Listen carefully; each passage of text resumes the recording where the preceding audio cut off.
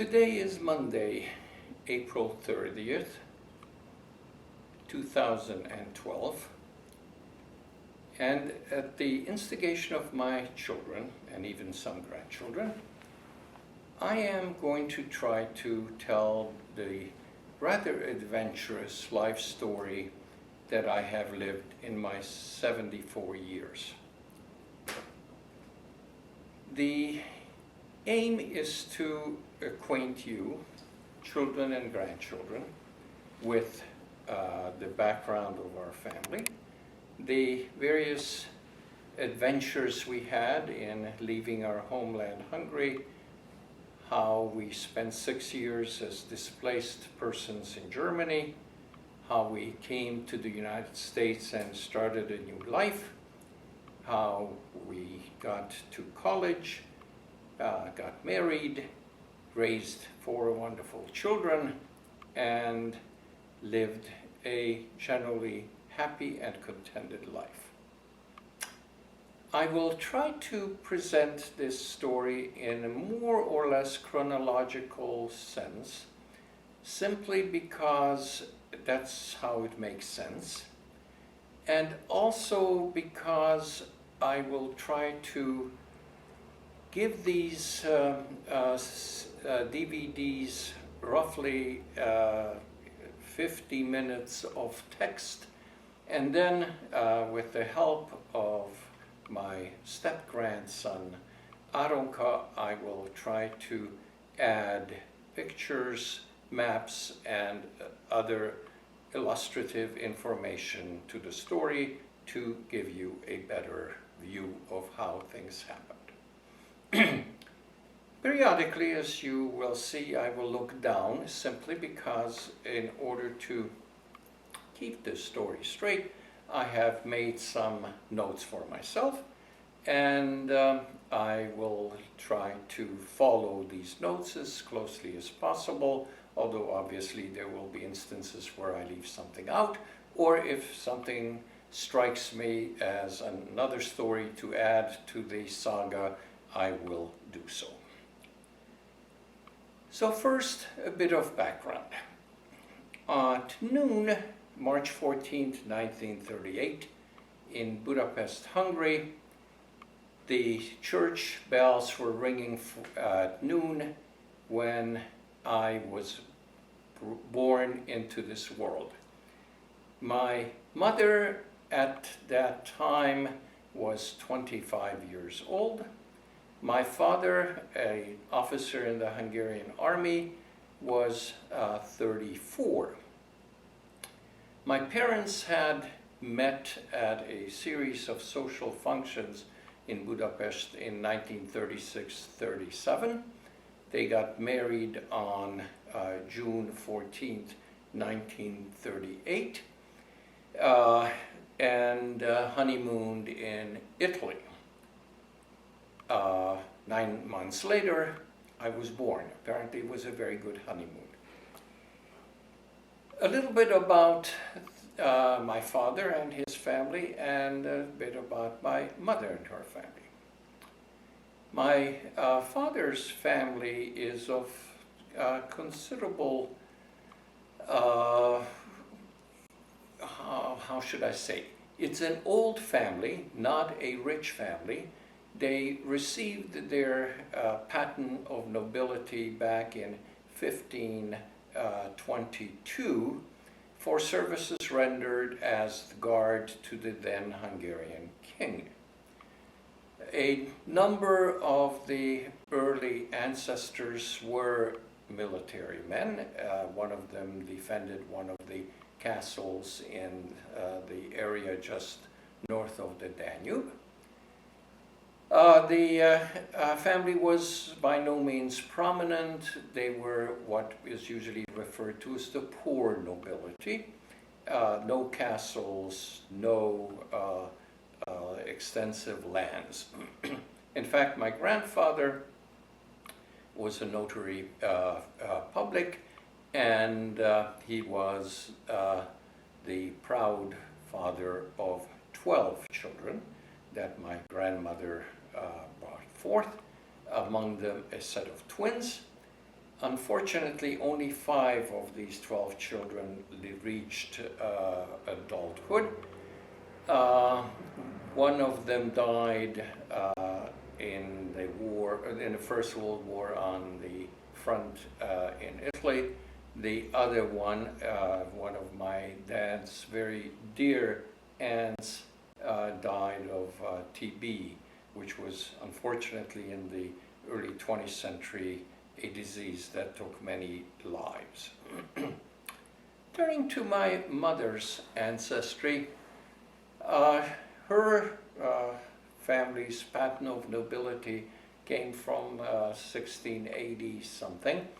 The family lived in northeastern Hungary, which today is part of Slovakia as of 1920. The family is probably of Flemish and German background, and they produced a number of judges and officials, county officials, and so forth. Among these ancestors is my great-grandfather, who was the most important county official back at the turn of the century, and also a member of the House of Lords in the Hungarian Parliament. My mother came from a family that was rather small. Her mother was married 3 times. It is from this first marriage. By the way, all 3 husbands were lawyers.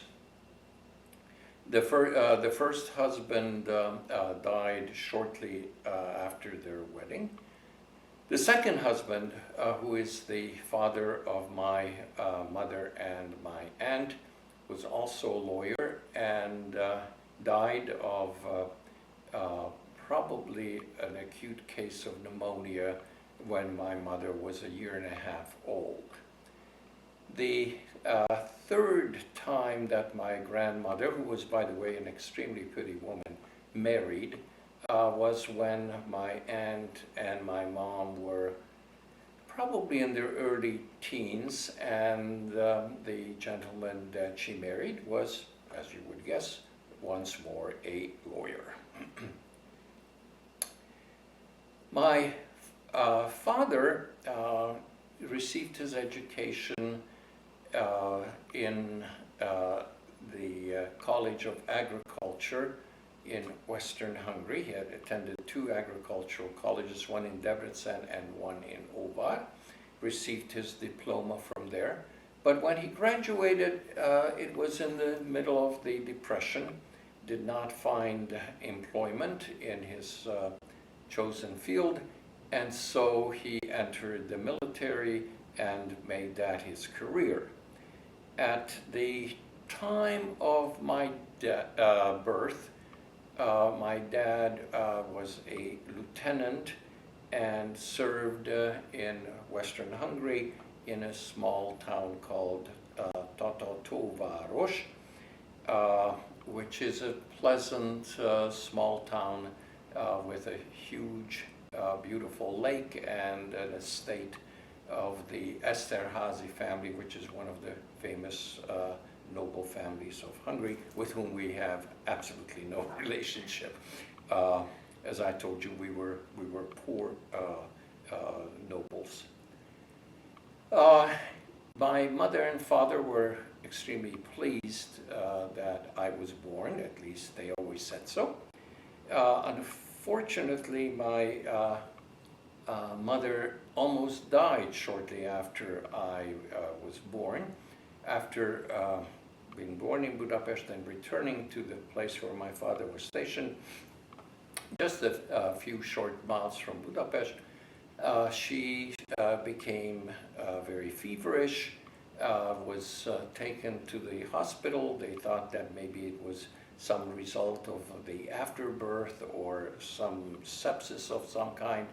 And only in the very last minute did they realize that she was having an appendicitis attack, and really in the 23rd hour, 59th minute, they operated on her and saved her life, because if that would have perforated with the high fever she already had, there's a very good chance that I would have had been an orphan at a very early age, which fortunately didn't happen. A brief word about the time that I was born. The world situation was as follows. In Germany, Hitler had come to power 5 years before. Just 2 days before my birth, Adolf Hitler annexed Austria and was welcomed by a wildly cheering crowd in Vienna of several 100,000, if not million people who greeted him as their great liberator. These same people then, after the war, said that we had nothing to do with Nazi Germany. When I was probably about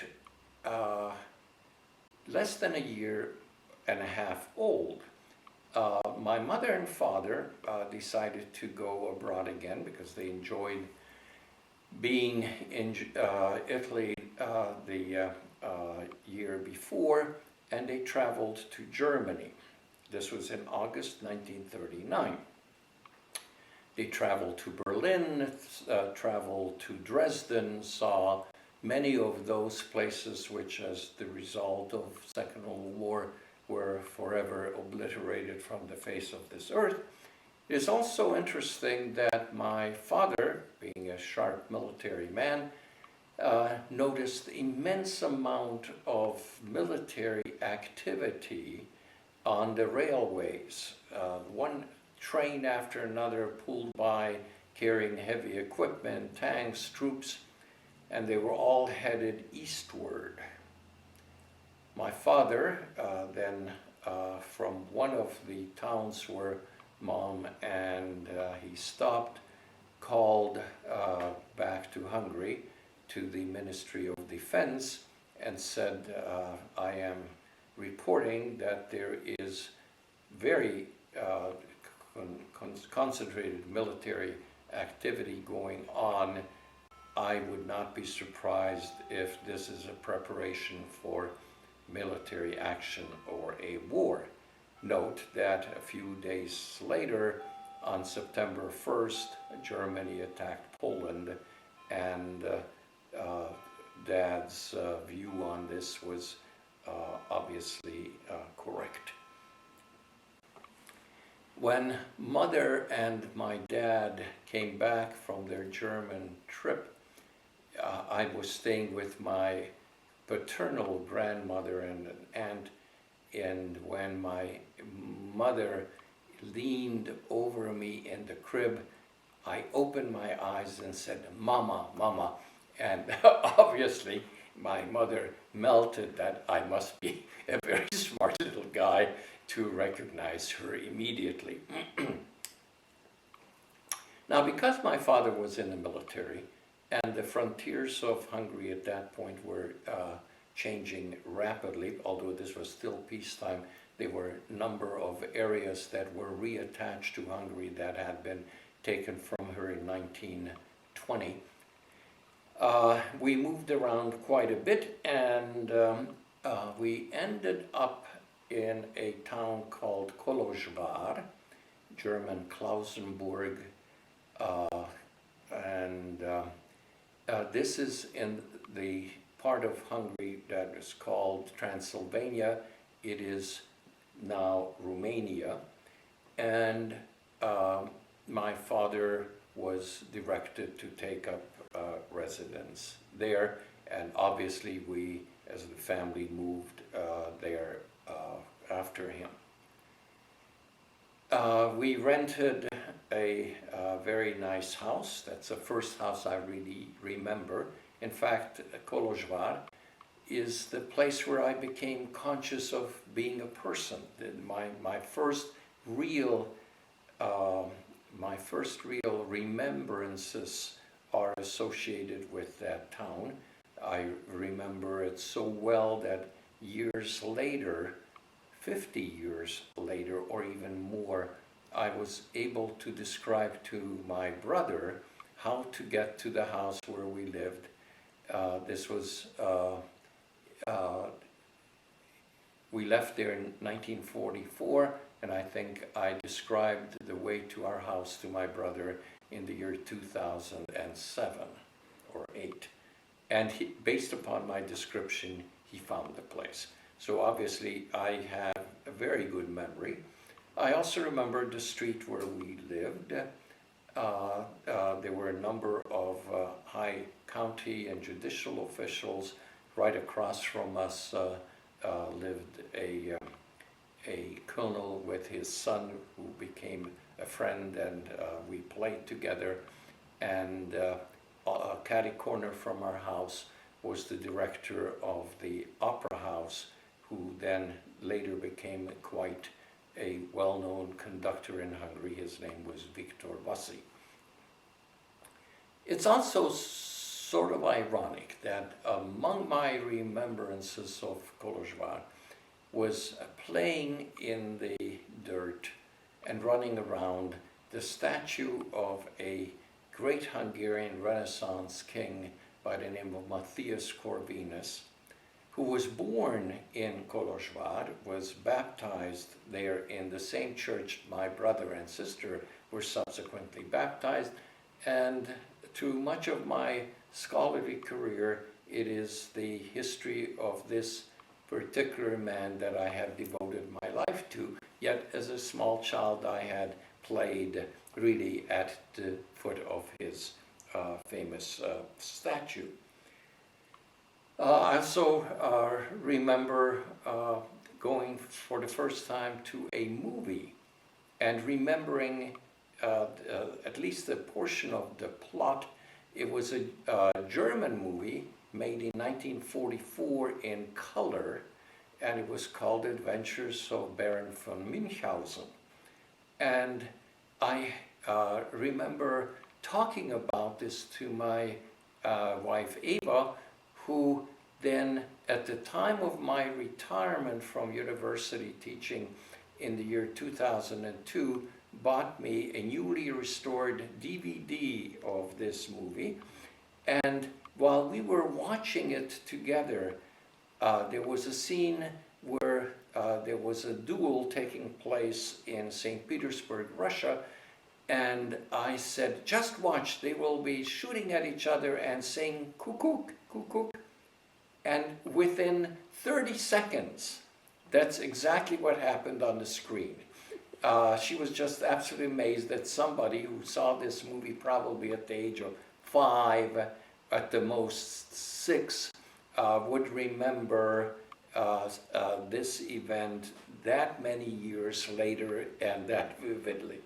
But then one of the scourges maybe of my life is that I remember things extremely well and in considerable detail.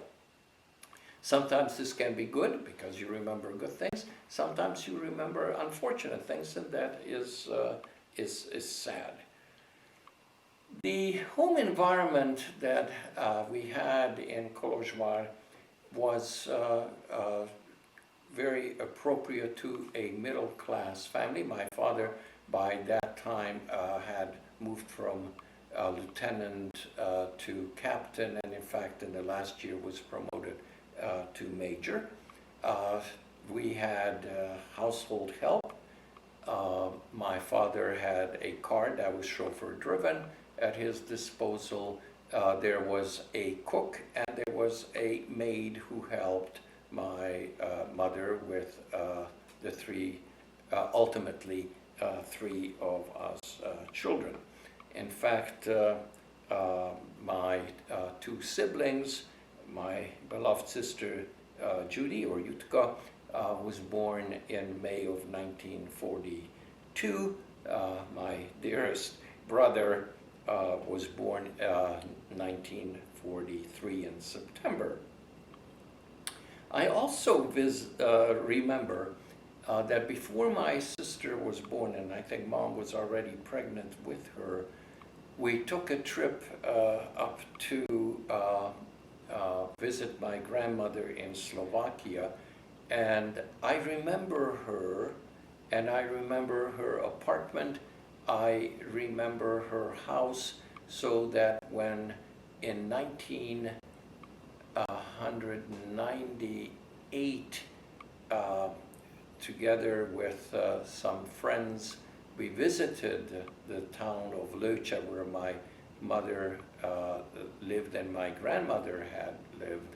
I was able to point out the house and went into the courtyard and could figure out on the second floor where the apartment where they lived must have been located. I also remember quite vividly the fact that when my brother Istvan was born, Uncle Steve, as you guys know, or the Great Gruz, as most of you know him, we went to see him in the hospital, and my mother was showing the new baby to my little sister, and while picking her up, noticed that her body was covered with little red dots. She had something called rubeola, and so we quickly had to leave the hospital so little brother Steve wouldn't catch it, or Istvan didn't need that disease. And in fact, I was exiled from home as well, and to a very interesting couple.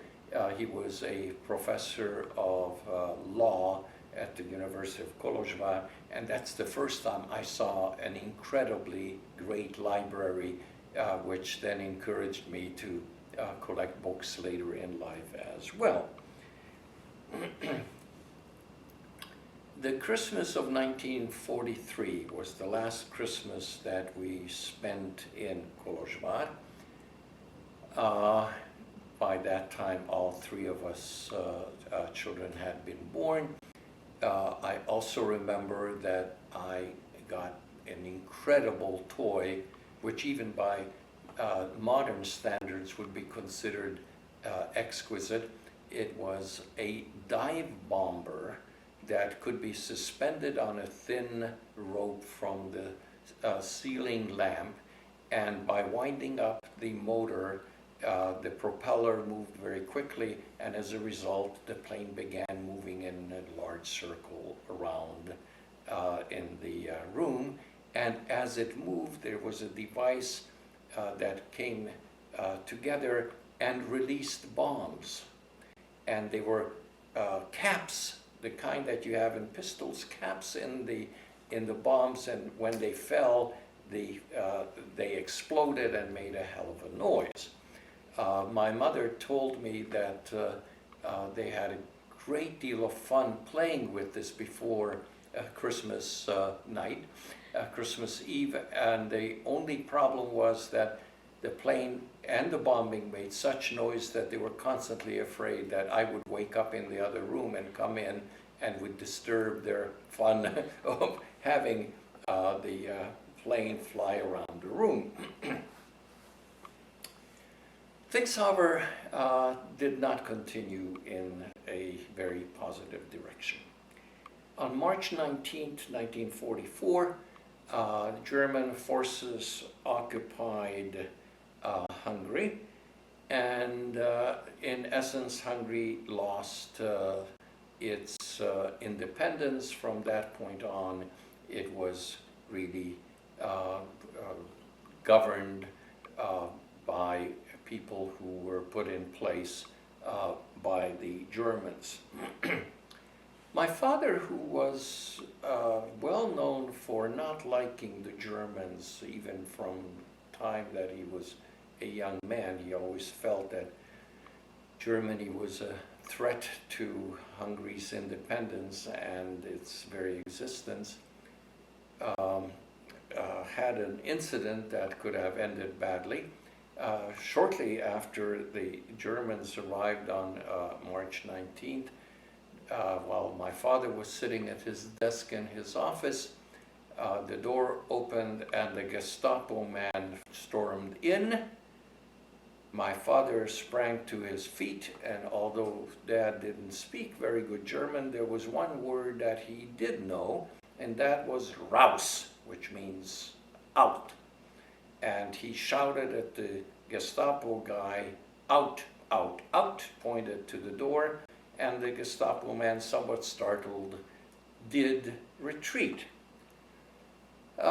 But actually not for very long, because about 20 minutes later, my father got a telephone call from the headquarters of the Hungarian army base in town saying, my dear Laszlo, I think you better realize that the world has changed that of yesterday, and from this point on, you better behave with greater degree of caution, because it might cost you your life.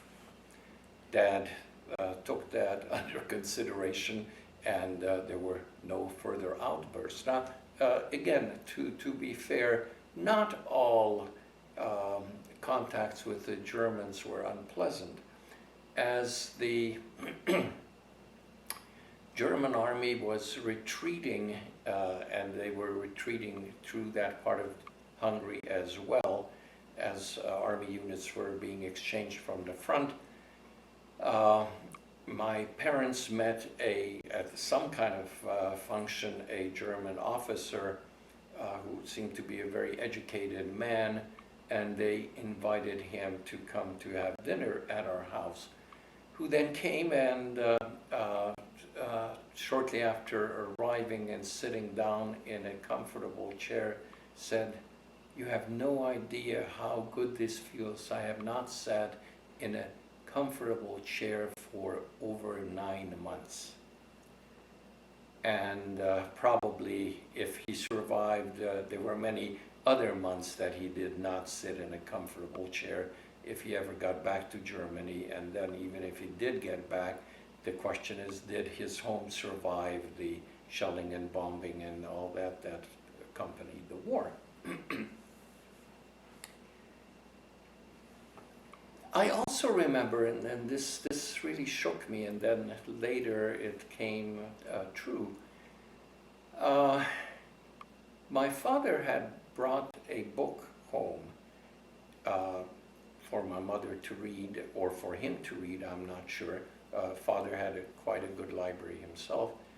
And I got hold of the book, and in it were a group of illustrations showing refugees. These were Ukrainian refugees on the road in horse-drawn carriages with sort of a Conestoga wagon top, and people walking along with them with wheelbarrows piled high with possessions and so forth. And I remember it touched me, and I felt very terrible for these people, not realizing that in a little more than a year we would be doing exactly the same thing that I saw in that picture book. On June 2nd, 1944, there was an air raid and a bombing of the city of Kolozsvár. Let me point out that until the Germans occupied Hungary, the Allied bombing had not been an everyday affair in Hungary. Subsequently to it, it became targeting, unfortunately, not only railroad stations and bridges and so forth, but often areas of civilian population. Anyway, on June 2nd, the best I can reconstruct, the bombing came, and I remember I was on the terrace looking up, and I was shouting, "Look at all our planes, look at how beautiful they are." And all of a sudden there were these huge explosions, and my mother grabbed me and we all ran down to the cellar. The bombing was mainly in the area of the Kolozsvár railroad station, but it also hit a girls' college, and 11 girls, about 18, 16 to 18, died there. As a result of this situation and the fact that air raids became more frequent, my parents decided that it was time to seek some kind of a safer place. And at the invitation of my mother's sister, who lived in a small village on side of the Tisa River, which is one of the two larger rivers, the Danube and the Tisa are the two larger rivers flowing to Hungary. My father then packed us up and took us children and my mother to safety to my aunt's place. And he naturally had to stay behind in his office, and eventually was sent off to the front to fight the advancing Russians. The place where we stayed was in many ways very interesting. Not only did my cousins, the children of my aunt and uncle, live there, but a whole slew of other relatives, including a lovely woman who lives here in Sarasota. Her name is Clara Kaitsineni, who at the time was there with her mother and all kind of other cousins. And so there were a whole group of us kids hanging around there, having good time. In fact, there is even a picture, unfortunately lost through the years, but I did see it, where I am dancing with Clara, who was about 2 years older and at least 12 inches taller than I was, but I'm looking up at her with a great deal of admiration, even then.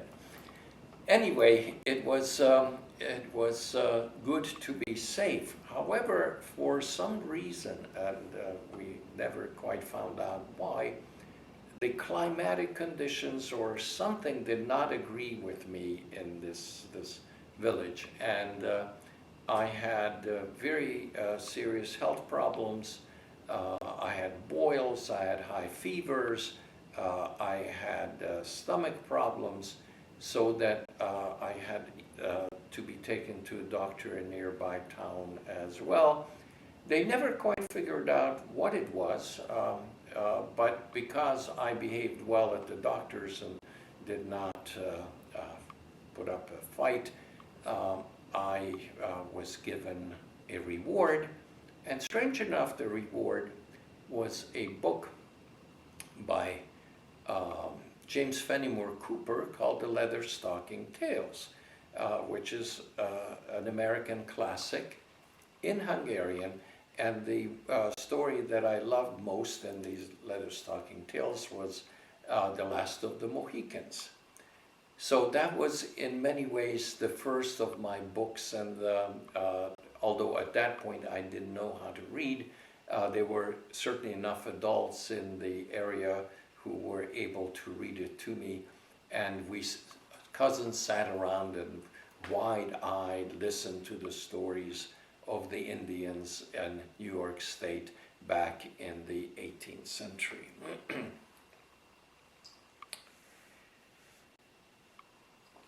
My dad, as I indicated to you, was not with us. Periodically, about once a month or so, he did manage to come and to visit us, but the situation was becoming more and more desperate on the front, and the city of Kolozsvár we had grown up was evacuated, and he was sent to the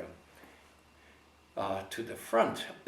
In late August of 1944, the Russian front came very close as a result of Romania, which up to that time had fought against the Russians, very quickly switched sides and now supported the Russians and let the Russians through.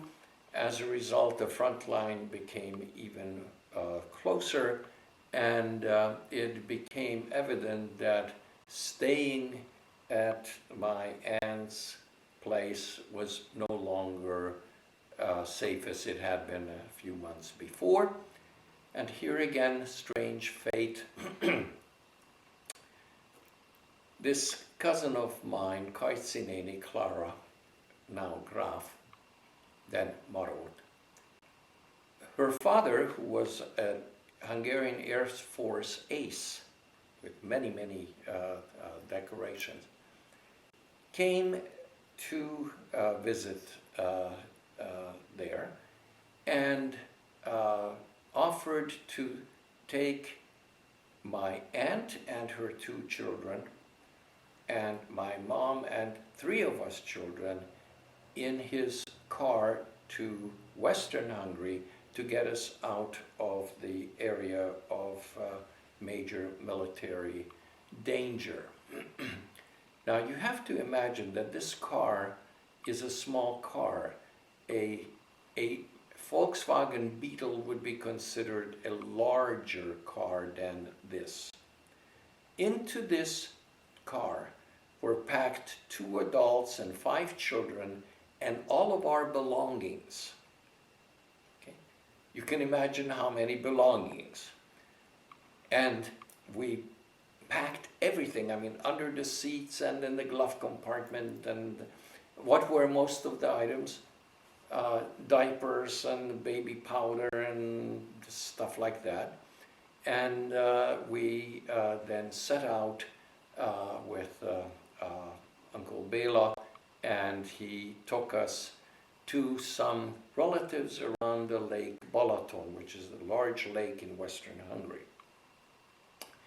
My mom and her sister had relatives living there, but obviously the relatives did not have enough of a place for us to stay for any length of time, all 2 families, and that is 2 sisters and 5 children.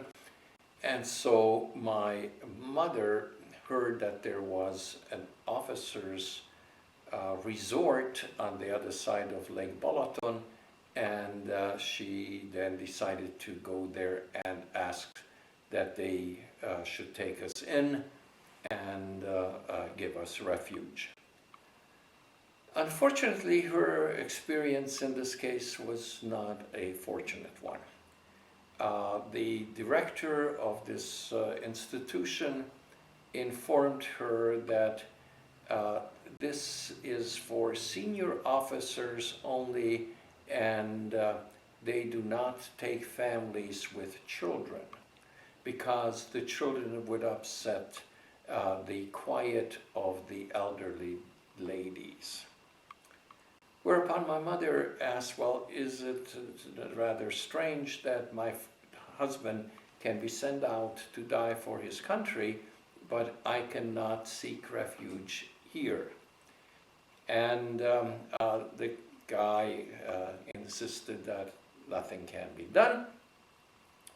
And my mother left the office tearfully, and as she was going down the hallway, she met a colonel, a friend of my father's, who recognized my mother and said, Madame Domonkos, why are you crying? And she explained what had happened minutes before. And he said, just wait here. And he went in, and my mother said there was a lot of very loud shouting behind the doors, and subsequently the friendly colonel came out and said, tomorrow there will be space for you and the children here, and you can come and you can stay as long as you want, I guarantee it. And so that's where we then landed up. It was one room, and mom and the three of us children lived there, but it was a very nice place with tennis courts and a beautiful dining hall, and food was served very elegantly. And my brother and sister did not make excessive noise, so the old bags didn't have to worry about that. And then the great joy, one day as I was about to go out to play in the sandbox, which all of a sudden they provided, there stood my dad, and he had found us. He had gone back to the place where we had been near the Tisa River, found the place to be abandoned, and one of the people still living there said, well, they went to the Balaton, and my dad then traced us and found us. And so from that point on, and we're talking now fall of 1944, Dad was able to come and visit us because after the collapse of the front and the advance of the Russians well into Hungary, Dad's unit was withdrawn, and he then went up to the Ministry of Defense in Budapest to ask for a new assignment. And here a rather curious situation arose, and in many ways probably saved my dad's life. He was in one of the halls, antechambers to the Ministry of Defense, and was talking there, waiting to be received by some superior officer. And all of a sudden, a man behind the desk, who was a friend of my dad, probably one of his best friends all his life, a fellow major, got up from his desk and rather abruptly and brusquely took my dad by the arm and pulled him into a sort of a window opening and said in a rather mean voice, "What the hell are you doing here?" And my dad said, "Why are you doing this to me?" And he said, "You shouldn't be here. People who are known for their political views, that is, that you are very anti-German, are disappearing daily in Budapest. And I'm sure the same thing would happen to you. I will make sure that you will get an assignment where you are out of the way." He said, "You just have to hang in there." And so my dad got an assignment in one of the divisions of the Ministry of Culture that in many ways was beneath him, but at least according to those in the know, was a place that was not politically exposed. And so it is from Budapest that my dad used to come down with the train weekends to see us, and then on Sunday went back to Budapest to be at his not too important position. Having escaped the battlefield, he almost died of a situation, as a result of a situation which had tragic consequences, fortunately not for him. As he was headed for the railroad station to come and visit us, he had been eating at the officers' club. He ran out to the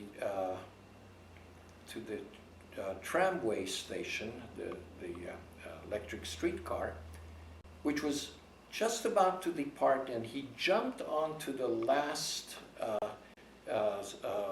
little space on the streetcar, the last streetcar, and was headed to the railroad station. They were passing over one of the major bridges in Budapest called the Margit híd, the Margaret Bridge, when, as a result of either sabotage or somebody fooling around with whatever, the bridge, and by the way, by that time all of the bridges had been fixed with explosives. In case the Russians would come in, they would explode them. The bridge exploded, and the streetcar, which was made up of 3 units, began sliding down into the water. Dad, being on the last platform on the last streetcar, was able to run up and jump onto one of the pillars which did not explode. And so immediately he then organized people to try to save as many individuals trapped on the bridge and trapped in the tramway or the electric car. And they pulled a number of people outside, but there were a number of deaths because of the swift current and the very quick way that the water covered all of the area. Anyway, Dad escaped and subsequently got on the train, and thank God showed up at our door a little late, but safe and sound. Now,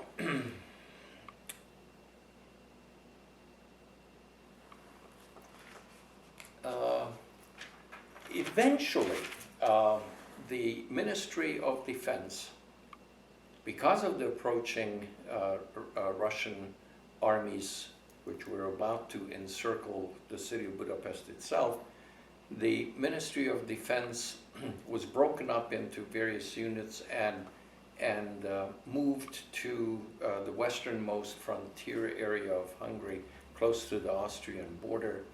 And the office, the department in which my dad was working, was taken to a small village on the frontier near the city of Szombathely, which was a fairly large town in western Hungary. And there in this little village, that department of the Ministry of Culture, of Defense, took over the school building, and that became the office.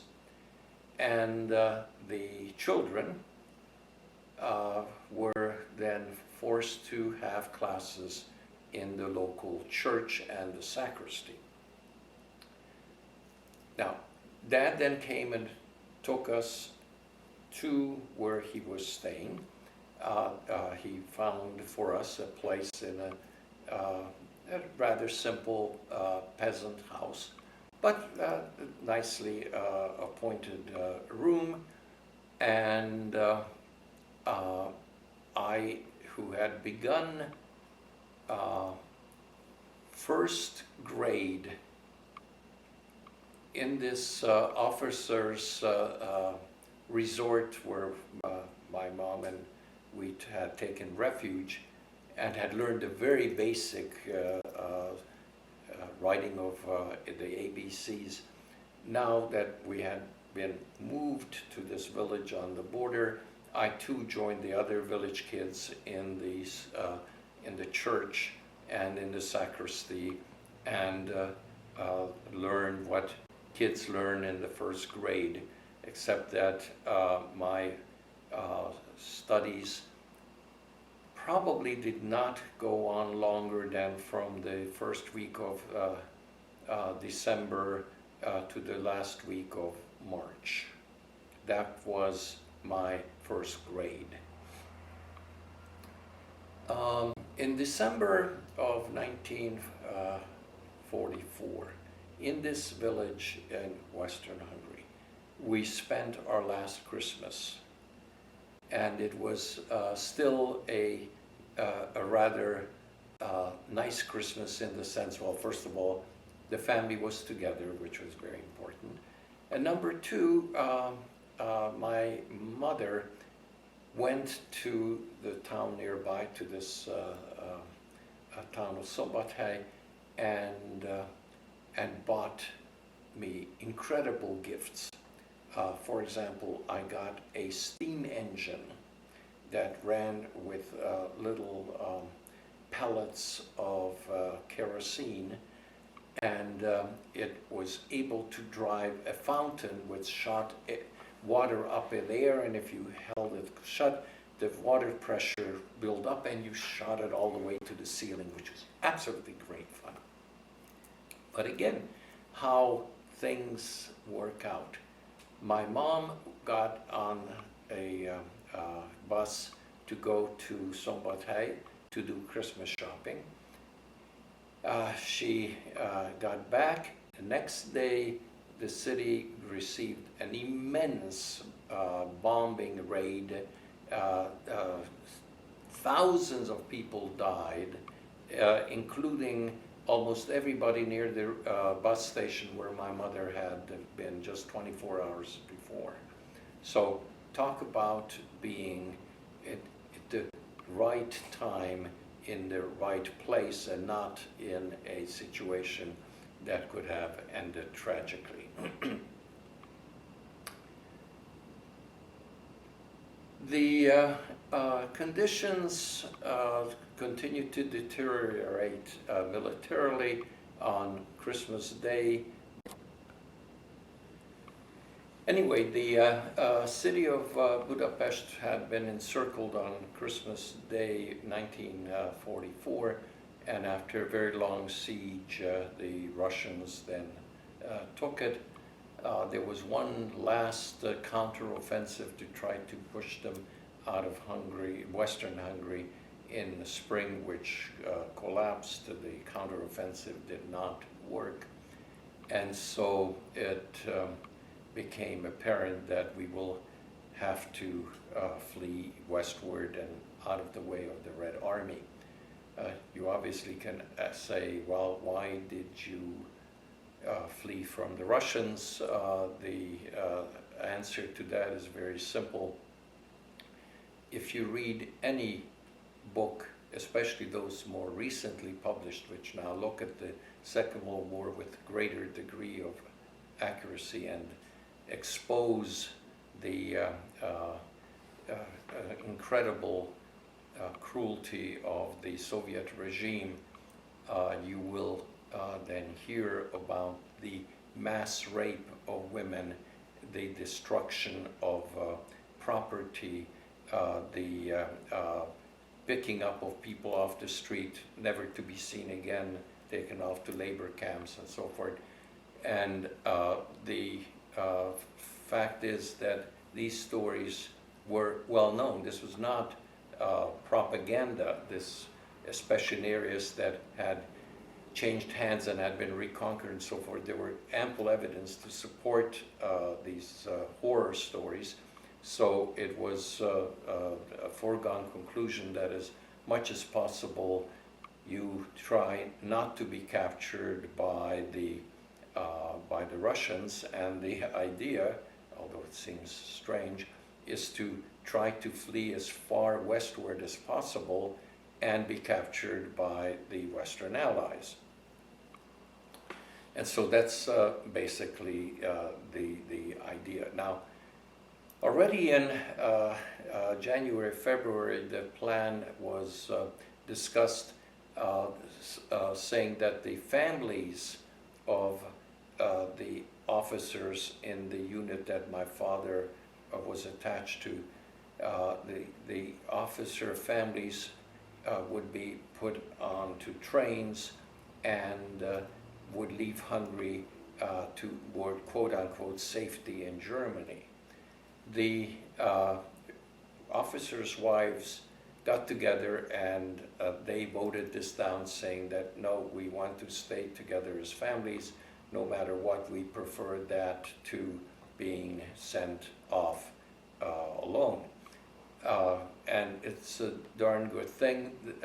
Some nearby units, the wives did not vote this way, and they got caught in the horrendous bombing of the city of Dresden that anybody who knows anything about World War II knows that the city was basically incinerated, and in one night over 100,000 people perished. Okay, we could have very well been near Dresden or in Dresden had we opted to go then.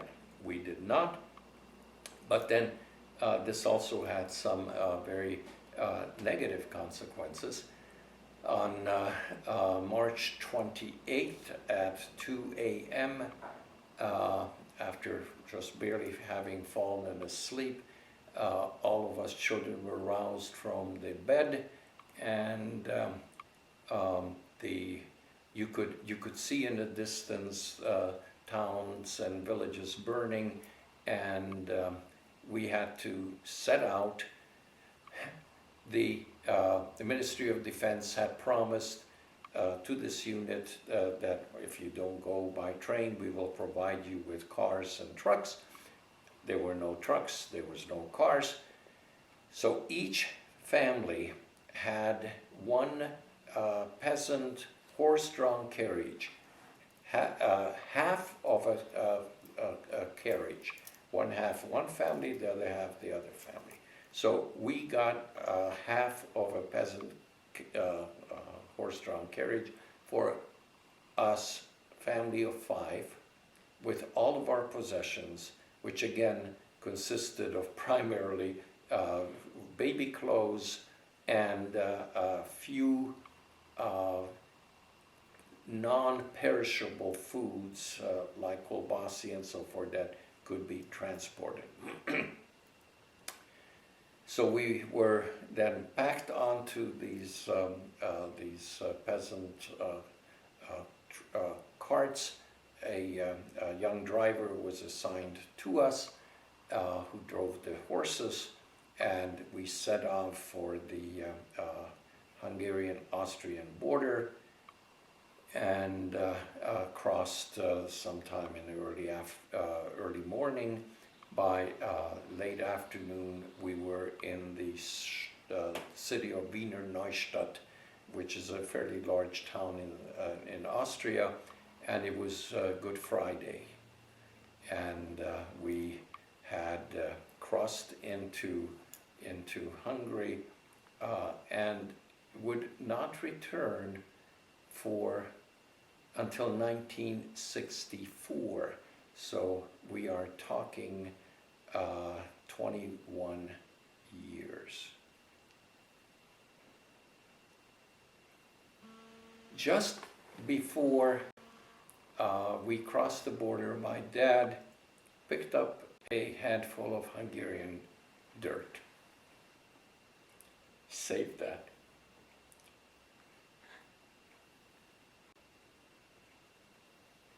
When years later he died, we put that in his coffin. He would have liked it that way.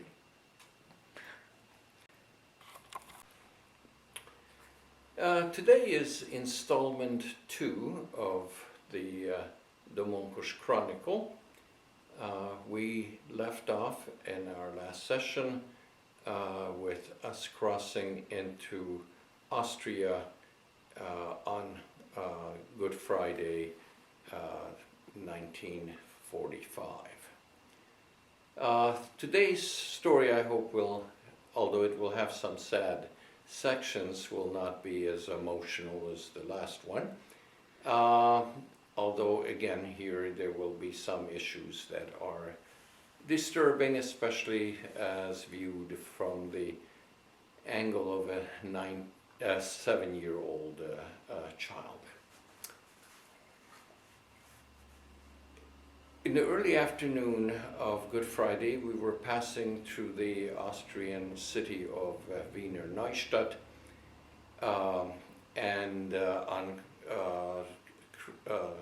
Easter Sunday, we had progressed just a few miles further, and remember passing the night in a school building under very, very cold conditions.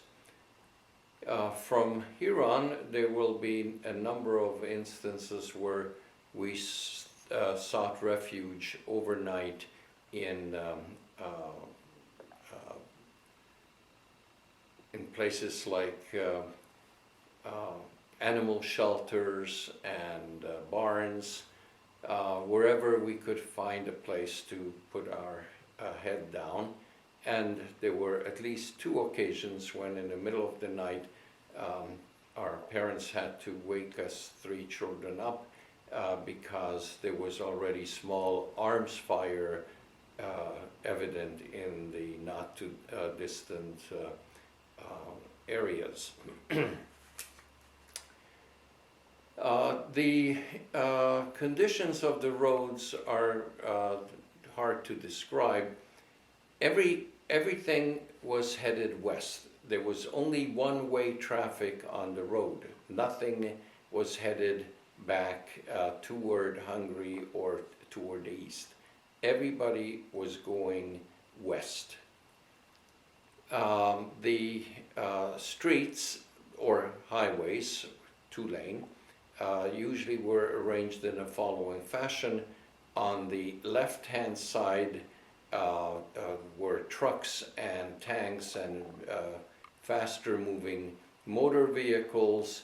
On the right-hand side were people on horse-drawn carriages like ourselves, were people on bicycles, were people on foot, were people dragging their belongings on little carts or on wheelbarrows.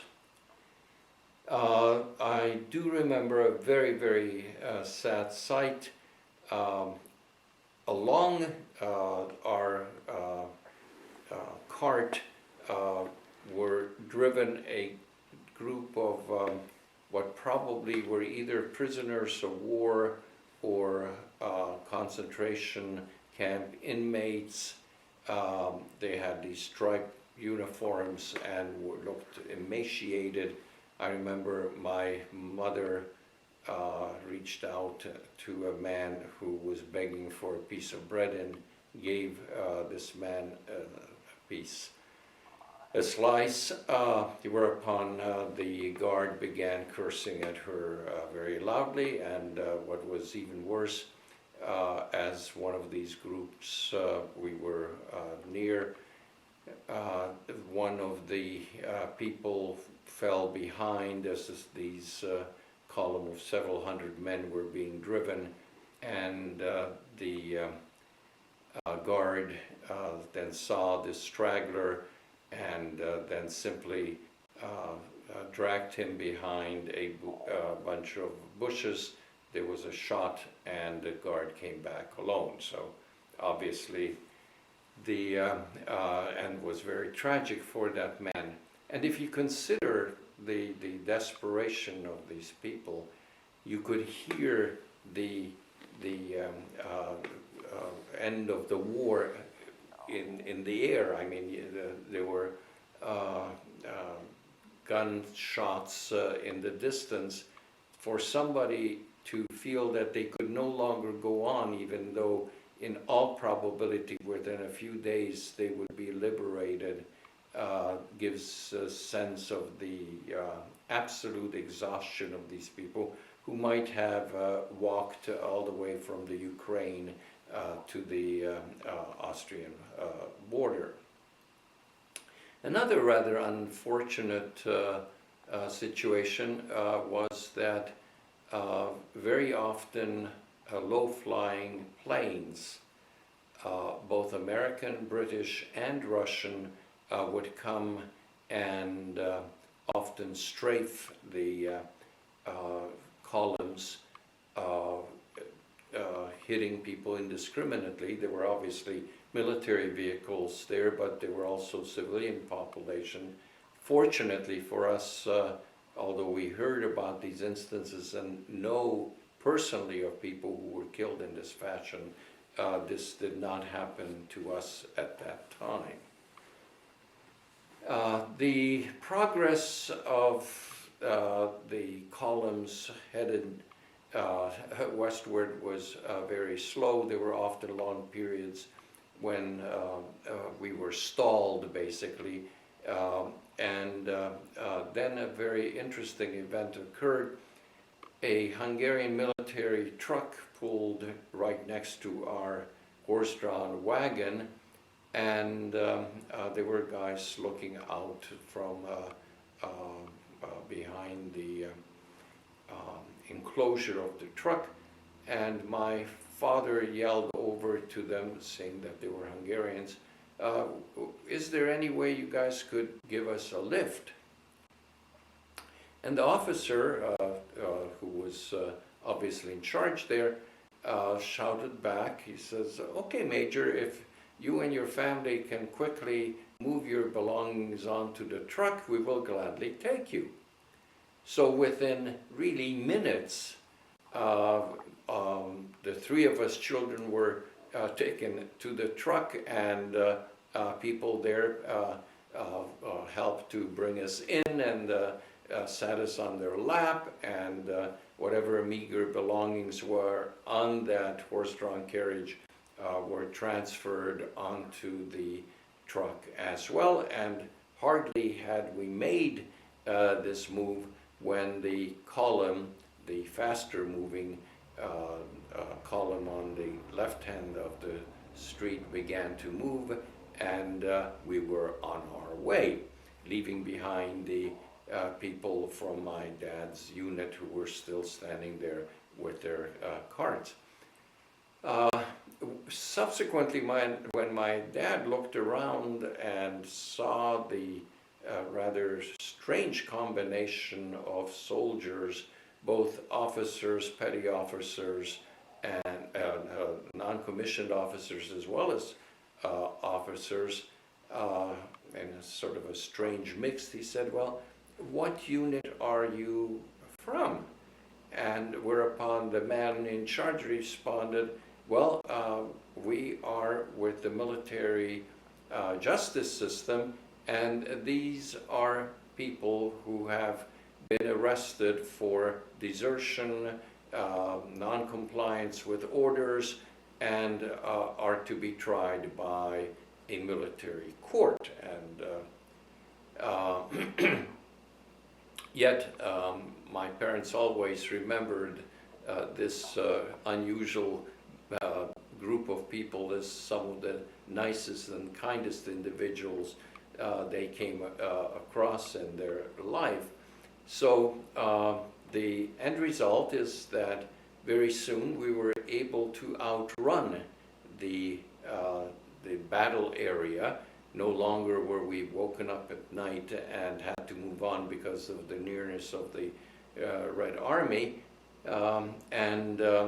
Soon the roads became less congested, and the truck was moving at a very good pace. We remember asking periodically what direction we were headed, and again, the direction was determined by how far the Russians had advanced and which roads were still open for refugees. So we were at this point headed toward the city of Linz in Austria on the Danube, and after several days of traveling by this caravan, we arrived there. In the meanwhile, it was during this period that the news came that President Roosevelt had died, and there were people who wondered how his death would affect the outcome of the war. Those who were sane in evaluating the situation came to the conclusion that his death would in no way affect the outcome, and that in fact the defeat of Germany was only a few days away, which in fact was the case. So we arrive in the city of Linz, where the truck parked in front of a school building which had been taken over by the Hungarian military, and they unloaded us in the courtyard, and we bade fond farewell to the people who had rescued us from the rather tight situation a few days before. And my father went to talk to the commander of the area in Linz, Hungarian colonel, and he said, well, I'm trying to take my family westward and hope to be able to eventually tie up with the unit to which I belong from the Ministry of Defense, who are also headed in that general direction. The gentleman that my father was talking to said, well, how do you intend to continue your trip from here? Whereupon my dad said, well, is there any kind of vehicle or something that you can give me and my family so we can continue on our way? And they were standing by a window, and the guy turned to my father. He said, look down there in the courtyard. There is a horse and 2 horses and a carriage with a young man who had driven the horses. They had come all the way from the Ukrainian border. And as you can see, those horses are so emaciated and so weak from this long voyage that they can barely stand. He said, if you want these horses and you want the wagon and the driver, they're yours. So my dad said, okay, and said goodbye to the colonel. And then he inquired among the soldiers present at this place if anybody knew anywhere where these horses can be given food to bring them up to the condition where they could continue on their way westward and take us along. So they found a peasant not far away from Linz where they could take the horses, and my dad, I don't know with what, but gave something, whether it was money or kolbasi or cigarettes or whatever, to the farmer to feed the horses day and night as much as they wanted to eat, just so that they regained their strength. The problem was, however, while the horses were being strengthened, what would happen to us? And at that point, my mom came to the rescue, who remembered that years ago, when she was still an unmarried young woman, she had stayed at the estate of a relative. In fact, the lady that I mentioned before, Kaitsineni, her grandmother's estate. And there was, during the summer when my mom was living there, a woman from Linz, Austria, who was teaching conversational German to the young people there. My mother knew that the lady's name was Henrietta or something like that, and that she lived in Linz, close to the river. That obviously is not much of a clue to find somebody in a city which, with all the refugees at the time, probably numbered around 200,000 people. But Mom, undaunted by the difficulty, decided to find this lady and seek refuge there for our family, which she then managed to do in the following way. She went and found the section of town where she thought the lady must be living, close to the river, downtown, however, and so she went to various stores and inquired if anybody knew a lady called Henrietta who used to spend her summers in Hungary. And there were no takers, nobody seemed to have known, and Mom was just about ready to give up on this enterprise when in a store the stone owner said, no, I don't know what you're talking about. I don't know who she could be. But somebody in the store overheard this inquiry and said, I think I know who you are referring to, and in fact, I will take you to her house. So with Mom in tow, they went to find the house. Mom rang the bell. At first there was no response, and then she rang the bell again, and the second time the window opened and the lady looked out and she said, oh, it is you, I remember you. And she said, what are you doing here? So Mom explained that we are on our way out of Hungary, fleeing westward from the Russian army, and we need help. So the lady then very quickly invited Mom in and made arrangements for the rest of us to come. And this was just heaven, because after weeks on the road, for the first time we slept in real beds with real bed linen and feather pillows and whatever. It was wonderful to take a bath and to be in a civilized surrounding for a few days, until my father ascertained that the horses were now in good order. And so we said goodbye to the lady in Linz, packed our meager belongings onto this new cart, and set out again toward the city of Passau, which was the next major town that we thought we should be hitting. We made fairly good progress, probably 2 days into our trip. It was a Sunday morning. We were just about 8-9 miles from the city, kilometers from the city of Passau, when we were headed down an incline, and just at that time a low-flying plane buzzed us.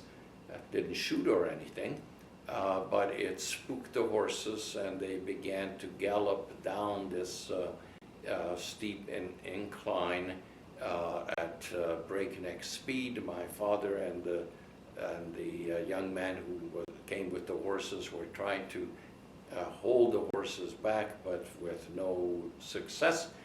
Anyway, the story comes to a rather unfortunate end.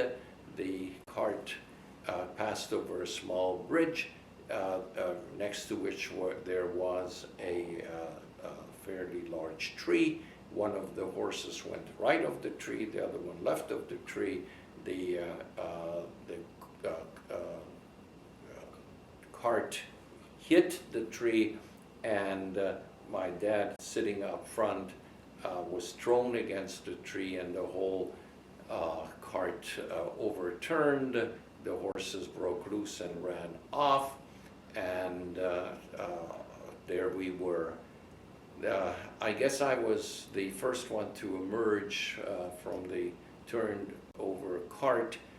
Saw my father with his glasses broken into his face and bleeding, unconscious on the grass, and I yelled to Mom, Mom, I think Dad has died.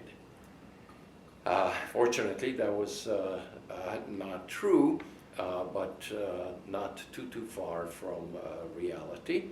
Anyway, Mom then quickly made sure that my brother and sister were okay, and we tried to get Dad to recover consciousness, but that did not work. She sent me to a nearby house, and I knocked, but there was nobody there. It was Sunday morning, as I indicated, and the people were off to church. So there we were on the side of the road with the condition that I described, whereupon Mom decided that obviously in order to keep Dad alive, he needed immediate medical help. And so she then went out to the road and tried to flag down passing cars. That is, those going to the direction of Passau. The number of cars and trucks passed by. Mom became desperate. She stood in the middle of the road, and I guess she later told me, she said, I was either going to stop the car or die trying. And so a large gasoline truck stopped, tanker truck, German tanker truck, and the guy came out of the cab and looked at the situation and told my mother, look, lady, in the condition your husband is, we cannot put him on a tanker truck. There's no place to lay him down, and obviously that's the minimum. However, I can take you, because there's a seat next to me, and I can take you to Passau, to one of the hospitals, and you can get help there, but you'll have to leave your family behind. So Mom, obviously very reluctantly, but with no alternative, got into the cab and they drove off, and I was put in charge of my siblings. Fortunately, in the meanwhile, the people at the nearby house had returned from the church, and they saw what had happened. Very carefully, they somehow brought my dad into the house and laid him out on the bed in the bedroom, and the kind lady then made breakfast for the three of us children, and the young man in charge of the horses was trying to find the horses. He eventually did. He and some of the people from the farmhouse then righted the cart and tried to put our stuff back.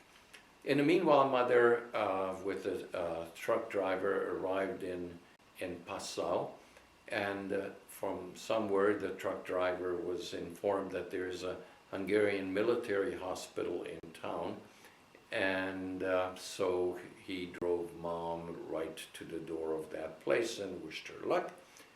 Mom went in and was received by the head doctor there, and explained that my father is hurt very badly, about 8 kilometers away from the center of the city, whereupon this very nice doctor, military doctor, informed my mother that their jurisdiction extends only 5 kilometers from the city of Passau, and therefore he can be of no help to her. As you can imagine, my mother was absolutely devastated and reminded the man that, you know, we're talking about somebody who had fought on the front and now needed help, and the medical establishment is not forthcoming. That didn't seem to affect the gentleman. However, they're always nice people, even in circumstances where one would say the behavior was less than what you would extend to one of your friends, or certainly one of your brother soldiers.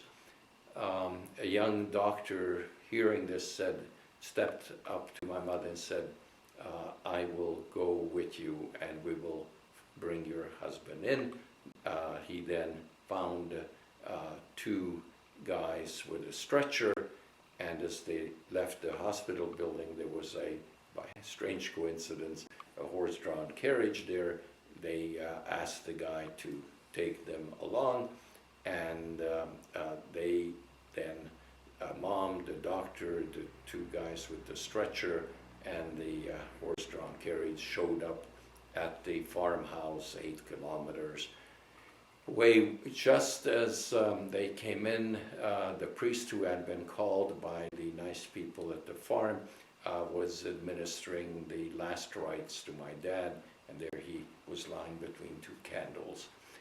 Probably a rather frightful sight. But they then put him on a stretcher, put him on the cart, and meanwhile they hitched up our horses, and we then proceeded to the city of Passau, where we arrived at the hospital, the one that Mom had been there before. They took Dad in to the hospital, and just as they put him on a table, the air raid sirens went on, and we all had to go down into the cellar. They left Dad on the table there. He was semi-conscious. He does remember, however, that the doctor sort of looked at him and just went like this, probably saying, well, dragging him down to the cellar, it really makes no difference, it's not going to make it anyway. To make the long story short, he did make it, and it turned out that he had 4 broken ribs on the side where he hit the tree, had a very, very severe concussion, which at this point was the major concern, and 3 of the wings of his vertebrae had broken off as well. Now let me tell you that although this was a military hospital, that's not what it was built as. It was a Jesuit college building, a school building, with built in the 18th century with immense walls, very, very strongly built place. But it had no medical equipment. They did not have a way to run any kind of tests. There was no x-ray, nothing. Based upon what they could observe, they decided that after Dad regained consciousness, they put a very thick adhesive tape around his chest to keep the ribs and the broken vertebrae in place the best it would, and they put him in a room along with probably 10 other people. The situation in Passau at this point was becoming extremely critical. The question was, would the Russian army arrive or the American army arrive sooner? And obviously everybody was praying that the Americans would come, and fortunately they did. Now we found a refuge in the hospital building on the top floor. A classroom building was given to our family, and there were straw mats on the podium on which the teacher's desk usually stood. There were lice everywhere, and it was a place where for us, we couldn't eat at the hospital because that was only for people who were sick. So Mom had to drag us to some soup kitchen across half the town at least twice a day for about 4 or 5 days before that became impossible, because the city was surrounded and came under siege. Now, let me stress the fact that this siege made absolutely no sense.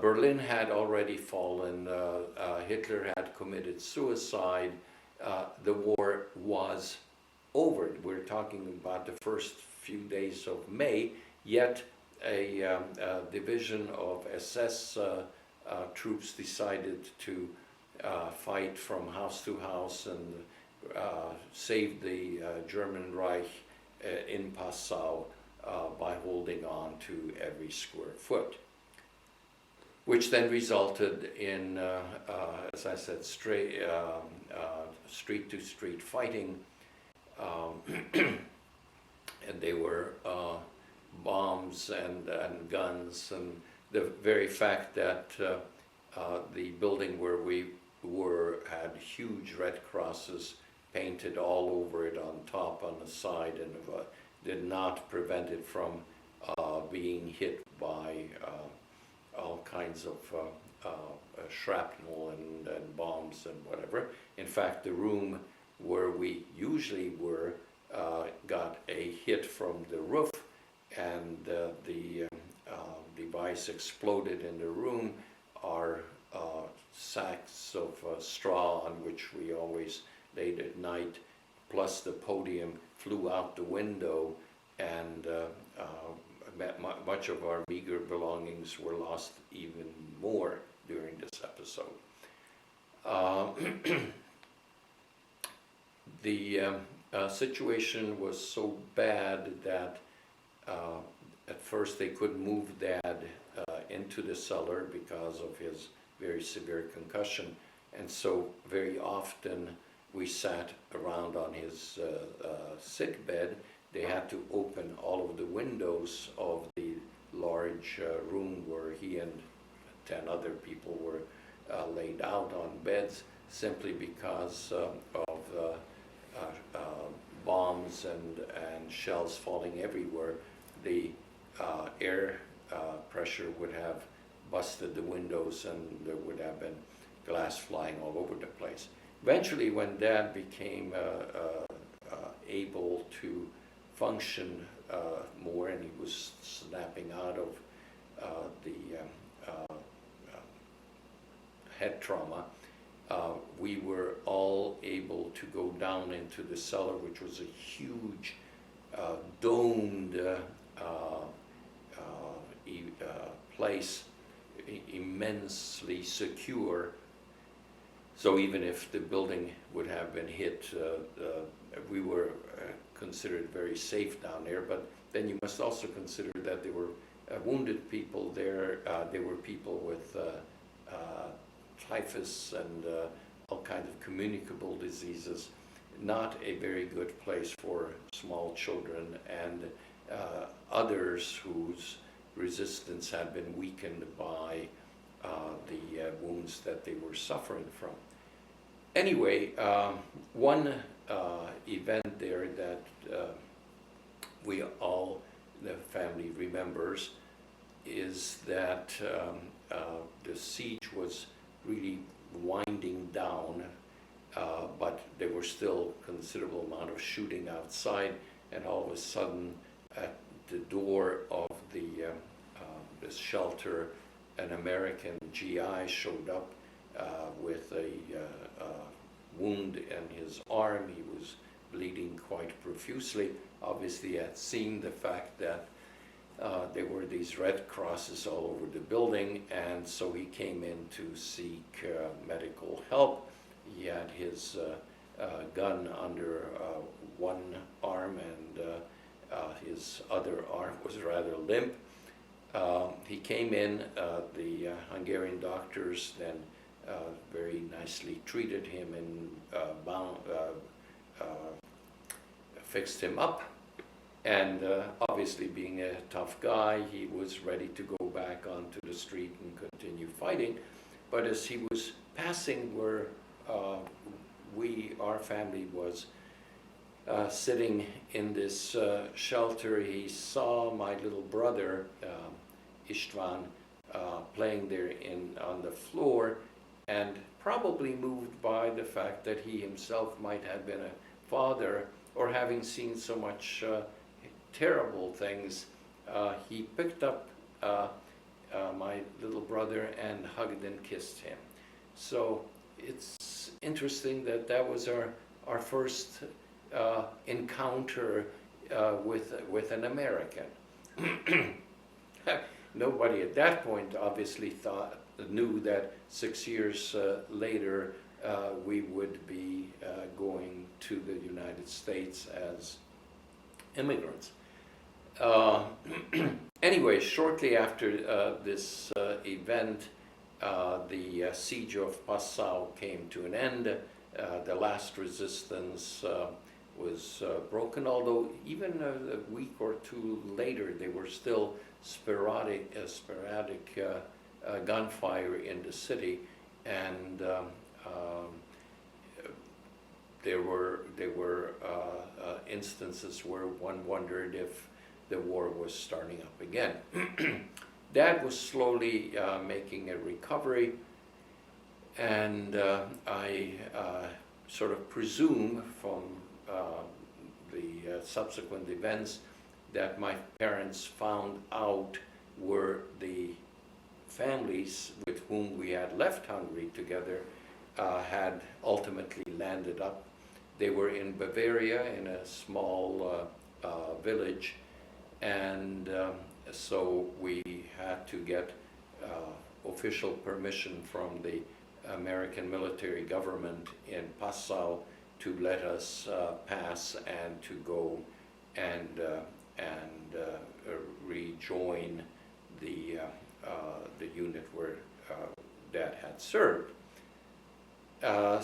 Again, I do not know how we were given. Again, it was a horse-drawn carriage that took us there and dropped us off. And then the local authorities were put in charge of finding a place for us to stay. Note at that point, even in remote villages, you had not only refugees from all over Europe, like Hungarians and Poles and whatever, but you had a large number of German refugees who had fled from the advance of the Russian army in what today, or for a while, was called the East Germany. There were also a lot of people who had lost their homes as a result of bombing in the large cities of Germany, who had sought refuge in small towns and villages. So everything was overpacked with people, and we were assigned to a farm house, and when we arrived there, the owner lady was cursing all Hungarians that she never wants to see another one, but she was by law required to give us a place to stay. And since most of the better places were already taken, we received 2 small rooms over this pigsty. So the pigs lived downstairs and we lived upstairs, which was, as you can imagine, not a very ideal arrangement, and certainly left something to be desired as far as smells were concerned. Also, somewhat frightening, especially for my poor mother, was the fact that rather large rats ran around at night and were always foraging for the very few pieces of food that my parents were able to gather.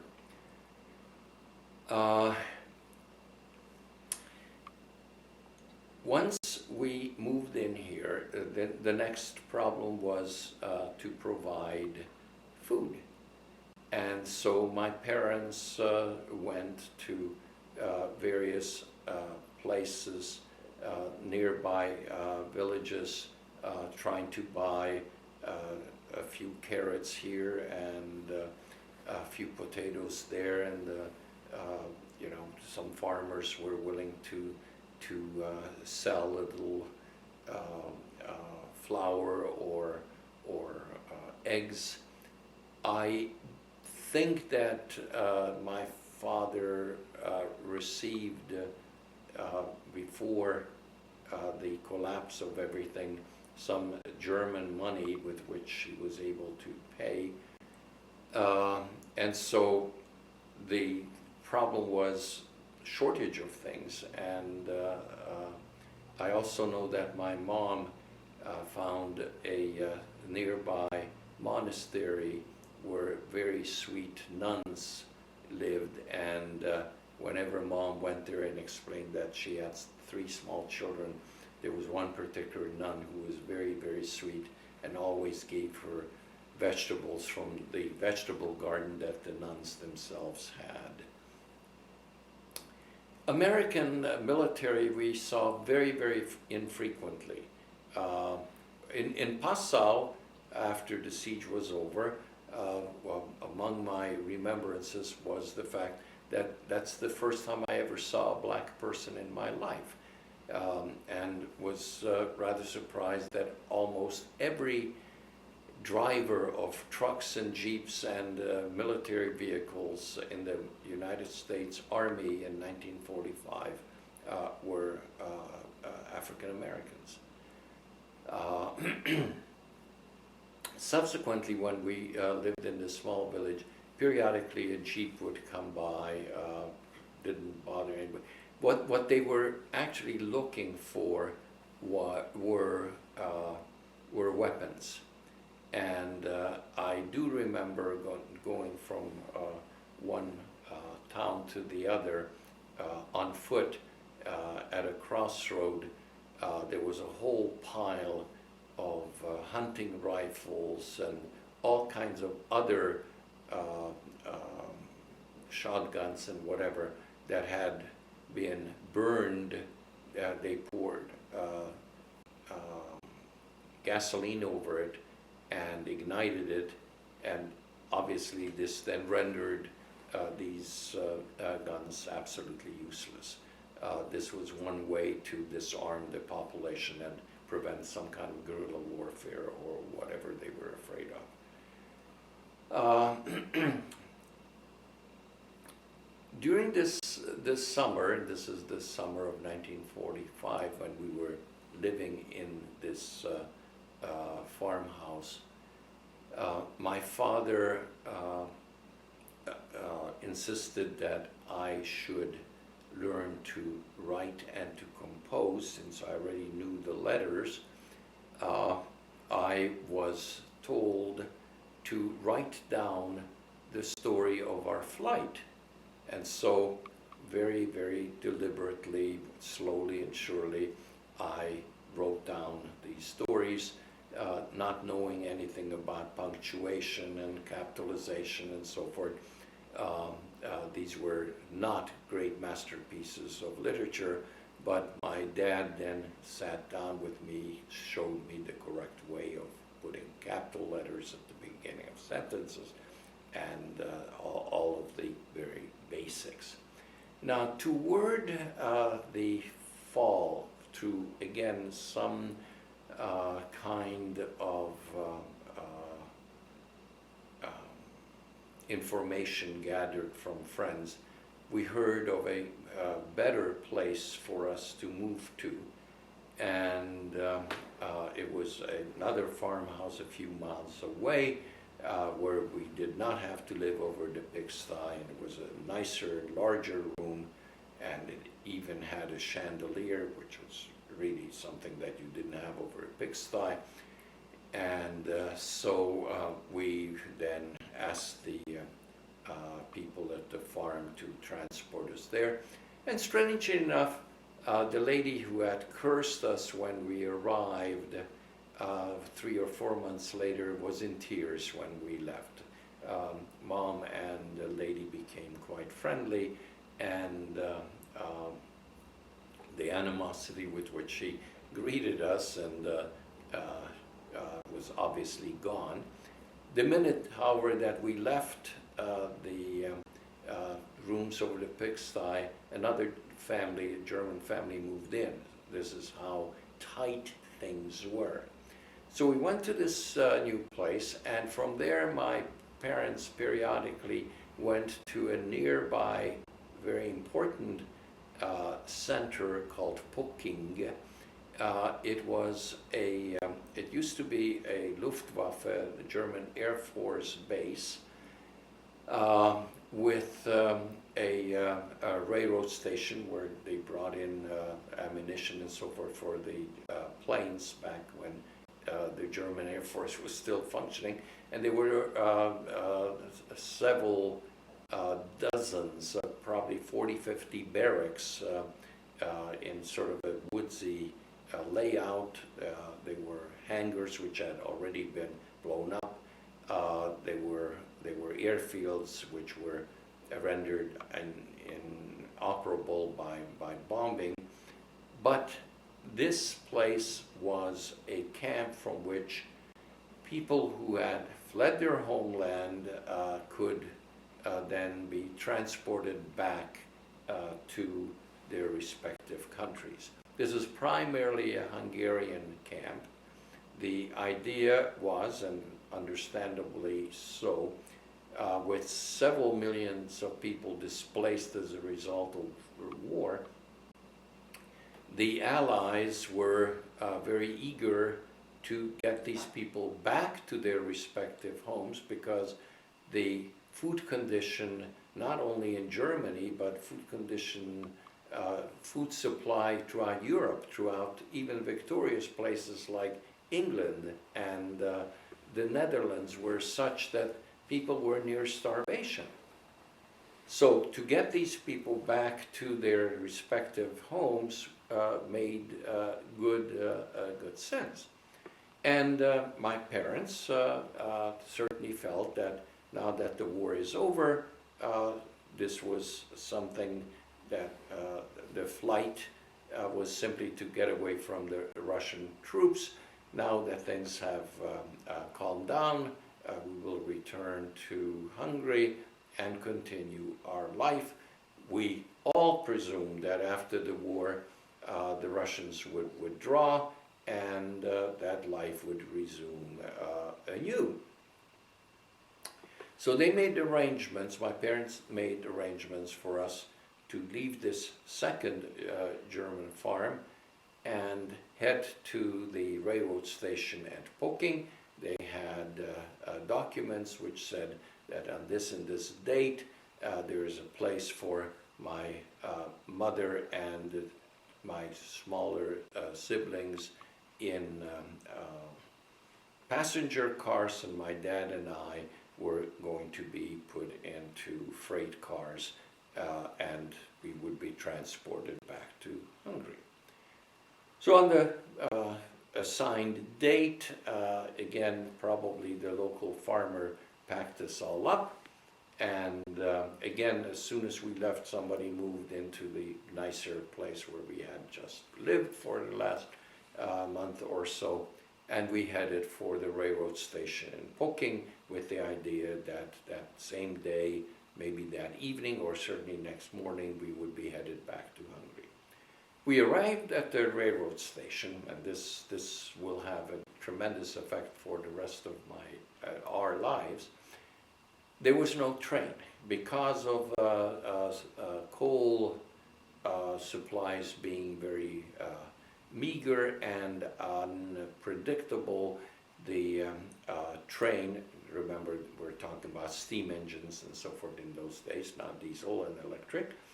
There was no coal, therefore no train, and since we couldn't go back to the farm where we had left that morning, we were then forced to go to this German Air Force camp that was the place where refugees were gathering to be shipped out. We went to the camp, were assigned a room in one of the barracks. These barracks were very poorly constructed, especially as far as insulation was concerned. The rooms had little stoves, but there was very little fuel, and single pane windows. You could practically see through the walls outside. There was no insulation anywhere, so it was rather cold, and we are talking about November, December now of 1945. So we lived there. Also, to give a fuller picture, there were short brownouts, or for long periods of time during the day there was no electricity because there was not enough coal to generate. So rather dark, cold. I remember Dad, who just a few months ago had these broken ribs, went out with friends into the neighborhood woods to cut down trees at night illegally, to cut them up and then bring home some fuel for the small stoves, and you can imagine that a freshly cut wood, how much heat that threw off, and it was more smoke than heat, but it was better than nothing. Christmas came, and I fully realized that Christmas was something that parents did for their children, and that there were hardly any gifts. I mean, there were some little items made out of tin cans, and some little pictures that Mom got from the nice nun at the first place where we were, and that was Christmas compared to the wonderful dive bomber 2 years ago, or the steam engine the year before. This was considerably more meager. Just before Christmas, around December 15th, news spread in the camp that they will open a school for the children who were waiting with their parents to be transported back to Hungary. And so I was then enrolled in the second grade. Remember, I had gone to first grade here, there, and wherever. Probably, if I added all that up, it wouldn't come up to more than 3 or 4 months. But here from December 15th to April 15th, I was a second grader. It was funny because tuition was one piece of kindling wood that you had to bring with you so that they could put it into the stove at the school, and we would not freeze in the classroom. The teachers were nice, although I must say they were terribly strict. I mean, here we were in the first grade, and we had to know the multiplication tables all the way up to 10. And if you didn't know it, you got slapped with a stick on your hand. I remember we had to learn the various stanzas of the Hungarian national anthem. Everybody knew the first one, but it has some 8 or I don't know how many others. Should look that up. I remember not doing well in that, and so one of my classmates, a really not very nice young girl, ran to my parents and knocked on the door of our room and said, "Oh, your son had to stay behind school because he doesn't know the national anthem." And so obviously my parents were not very pleased that I was not a stellar pupil, but somehow I did survive, and I do still have a certificate that indicates that I was good in very exemplary in behavior, made superb steps forward in the learning process, and my performance was excellent. So even though I got whacked on the hand a few times that I didn't know my multiplication table, I very quickly learned. This was also the time where I was given instructions and had the first Holy Communion at the camp, and the priest who then administered this later became a family friend in another camp in the 1950s. What was his name? Pribus Jurka, George Pribus. Excellent speaker. He had some problems with celibacy, but that's another story. Not all priests are pious. Anyway, one more story here.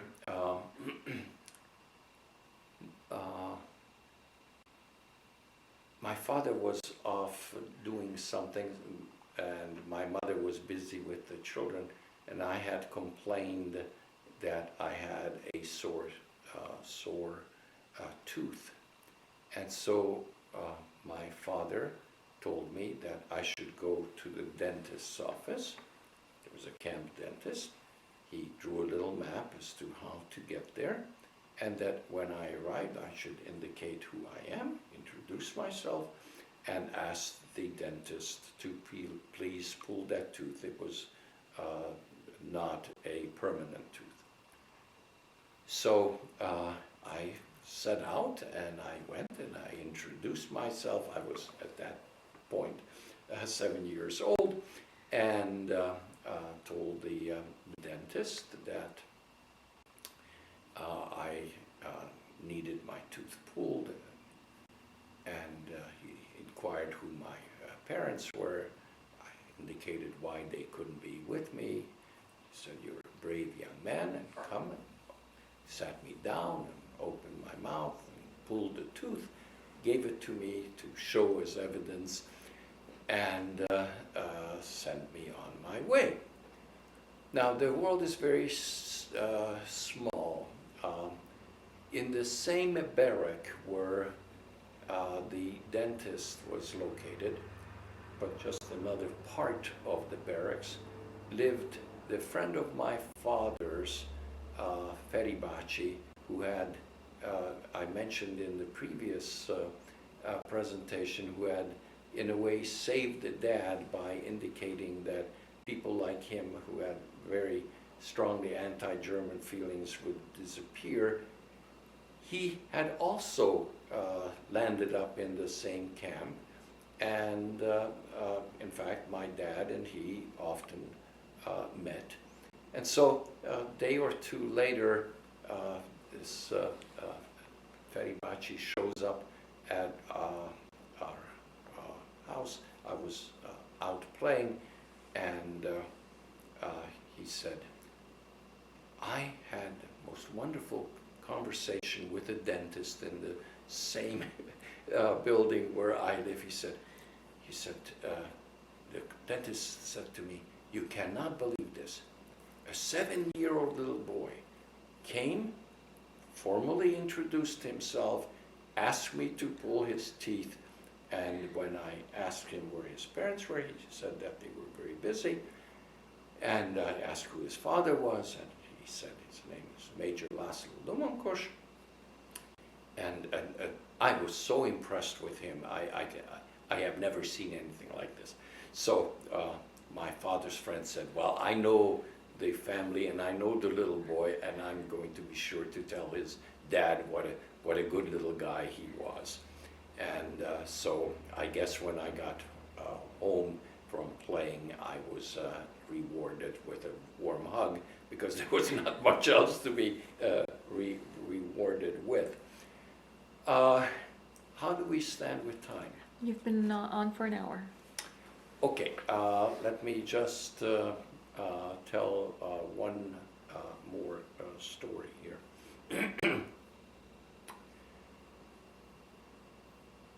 In the 25 years that my parents were married, this was the only time that I heard them disagree fundamentally with each other.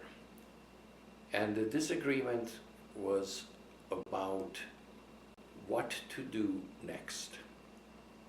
My father, who was always a very patriotic and devoted Hungarian, was of the opinion that he had never done anything for which he can be held responsible, had never participated in anything that could be even remotely considered a war crime.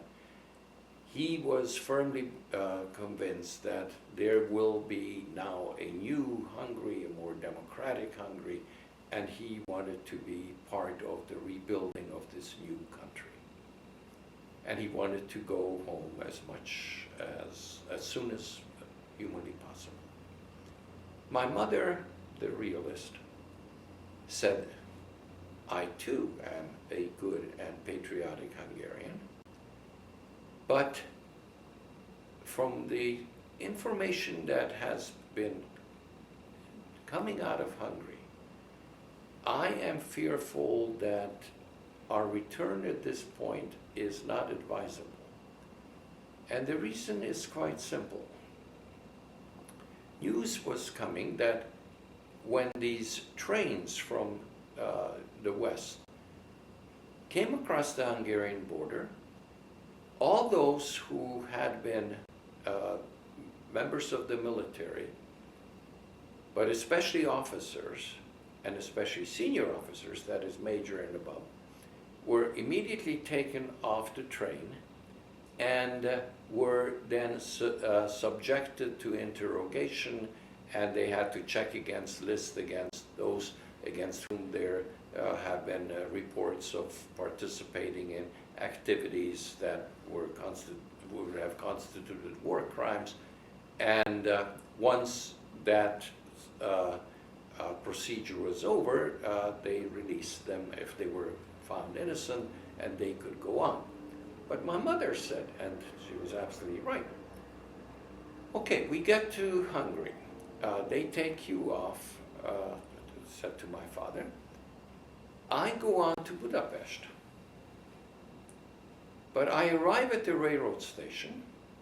We cannot go back to Transylvania, to where we had been for the last 4 years, because that now has been reattached to Romania. We have no place to go. I will be in Budapest at the railroad station with 3 small children and no place to call home. Obviously, soon, maybe a week, 2 weeks, you will be able to follow us, but what do we do then? So they argued about this at considerable length, and fortunately, my dad saw the light, and they decided to wait until things become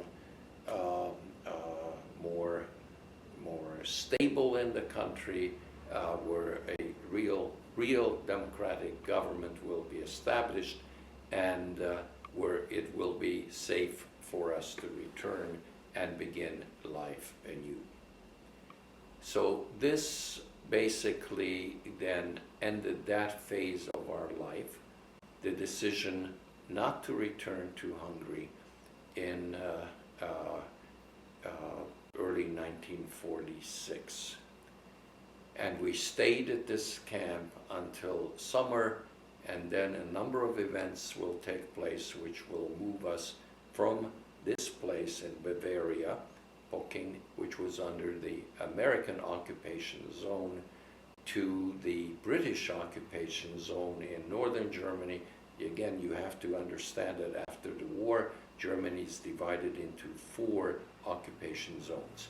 The eastern part of Germany, with Berlin being divided among the 4 occupying powers, but the rest of what eventually becomes East Germany is under Russian occupation. The western part of Germany is divided into 3 zones. The northernmost is the English zone. The central, where we were, is the American zone, and the southernmost, constituted mainly by the Black Forest portion of Germany, was under French occupation. And as we shall see in the next hour, we will be among those people who will, at one point or another, be in all 3 occupation zones before we finally make it to the United States. So that is it for today.